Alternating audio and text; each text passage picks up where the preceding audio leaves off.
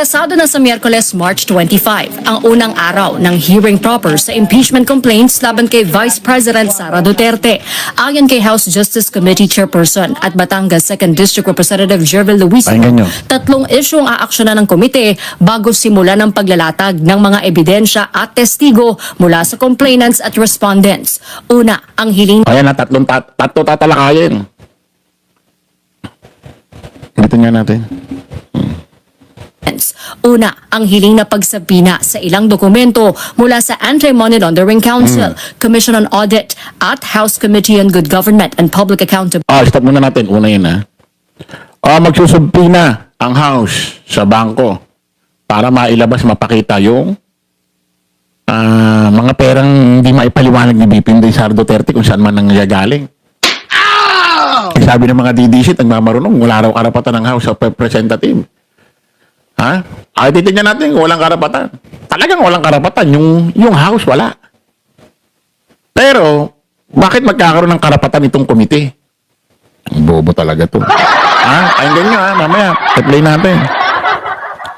Accountability sa mga pagdinig nito noong 19th Congress sa umunoy naging maling paggamit ng confidential funds ni Duterte.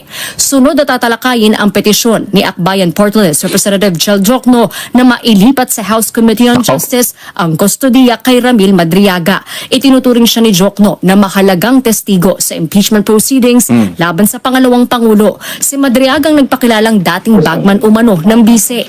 Inakusahan niya si Duterte na gumamit umano ng pera mula sa Pogo at drug lords bilang pondo sa kampanya noong 2022 elections. Una nang itinanggi ni Duterte na may kaugnayan siya kay Madriaga at tinawag ang mga alegasyong ingay lamang. Pag-uusapan din ang umano'y conflict of interest sa dalawang abogado ng kampo ni Duterte na sina dating Education Assistant Secretary for Procurement Reynold Monsayak at dating DepEd spokesperson Michael Powa. If the complainant are ready, we can actually proceed to presentation of evidence and witness pag natapos yung tatlo. Prosecutors kami dito. So, ang mga justice members ang mag-aaral ng lahat ng ebidensyang ilalatag ng complainant at ng respondent. Nilinaw din ng kongresista na tanging mga miyembro ng komite ang maaring mag-cross-examine sa mga testigo. Ilan sa mga alegasyon laban sa bise ang maling paggamit ng confidential funds, di maipaliwanag na yaman at pagbabanta sa buhay ng Pangulo. Natanggap na ni Duterte ang imbitasyon para dumalo sa pagdinig. Hindi pa kinukumpirma ng kanyang kampo kung haharap siya o hindi. Ayon sa tagapagsalita ng kanyang impeachment defense team, walang nakasaad sa ilalim ng mga umiiral na panuntunan na dapat na personal na dumalos. Anya, anumang desisyon tungkol dito ay naayon sa mga karapatan ng pangalawang Pangulo at abiso ng mga abogado. Pero para kay Attorney Dino De Leon, abogado ng binawing second impeachment complaint at miyembro ng Tindig Pilipinas, tungkulin ng Vice Presidente na humarap sa pagdinig. Yung Constitution po, sinasabi, this is a sacred process at kailangan galangin ni Sara Duterte at mga institusyon. Sabi sa saligang batas, accountability ito, kailangan mag-explain siya. Mariin namang nilinaw ni Bicol Saro Portales Representative Terry Ridon ang basehan ng House Justice Committee sa pagsulong ng hearing proper sa mga reklamo laban kay Duterte. Everything that has been discussed previously are not based on speculation. These are based on evidence. These are based on reports. These are based on proceedings. Hindi ho totoo na all of these are based on conjecture, speculation, and a conclusion. Sakali namang umabot sa paglilitis sa Senado ang impeachment kay Duterte, plano ng grupong Kilusang Makabansang Ekonomiya na bumuo ng isang People's Court o Hukubang Bayan na bubuin ng mga miyembro ng simbahan at akademya at mga dating mahistrado. Jorgin Delgado, ABS-CBN News. Excuse me. Ayun, narinig nyo. Ang tindi agad ng mga itatapi. At isipin nyo mga kababayan, si Madriaga ay iimbitahan agad. Pero ito si BP Inday Sara Duterte, according sa kanyang abogado na si Powa, ay hindi naman kailangan umatin yung kliyente niya. Ang dami niyang paluhin. Press 7, masyado nang obvious, no, mga kababayan, ano? Parang kinakailangan na lang talaga maipakita nitong mga hearing na ito, si BP Sara talagang nagkasala. Yun na lang ang kulang, iproseso na lang para maipatunayan sa taong bayan. na talaga nagkasala siya. Pero obvious na, no?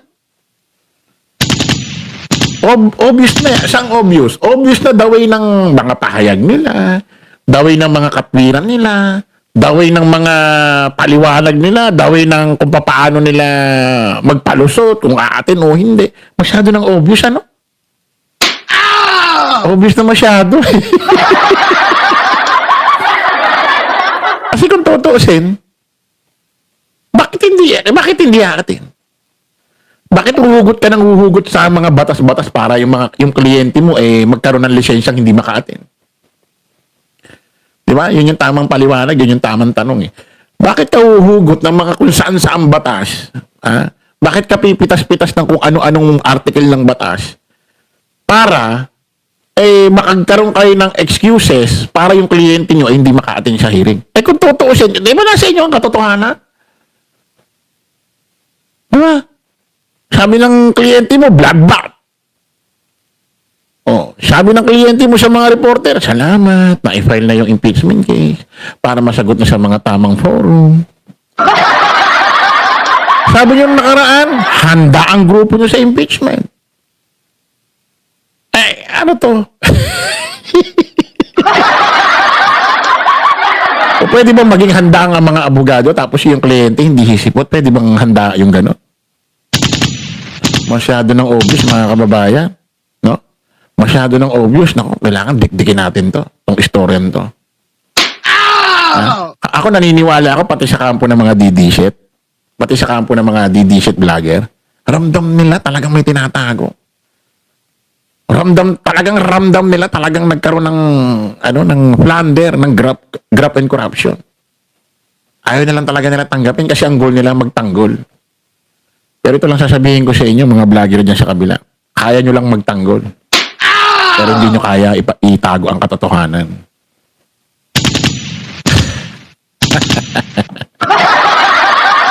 Tandaan nyo yan, ha? Kaya nyo lang magtanggol pero hindi nyo kayang itago ang katotohanan. Lalabas at lalabas yan. Makikita ng taong bayan yan. Walang problema kahit magtakamartir yung mga DD shit. Walang problema kahit magbulag-bulagan kayo.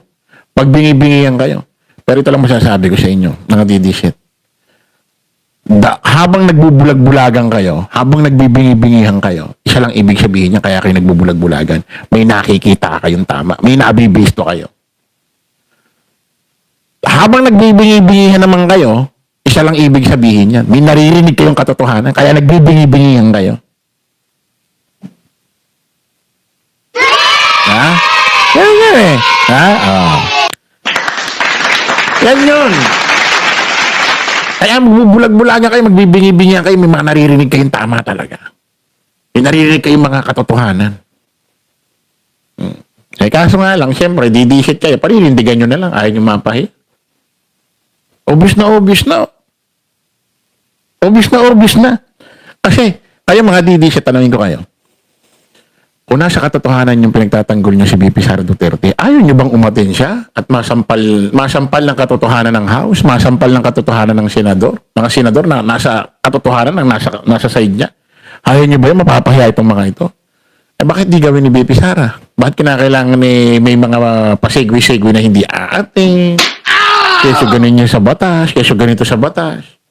Kaya nga sabi ko sa inyo mga kababayan, itong kampo nila, ang goal nila, hindi mapatunayan si VP Inday Sara Duterte ay hindi nagkasala. Walang ginawang ganitong pandarambong. Ang goal nila, mabutasan nila yung proseso ng impeachment para ma-dismiss, hindi matuloy.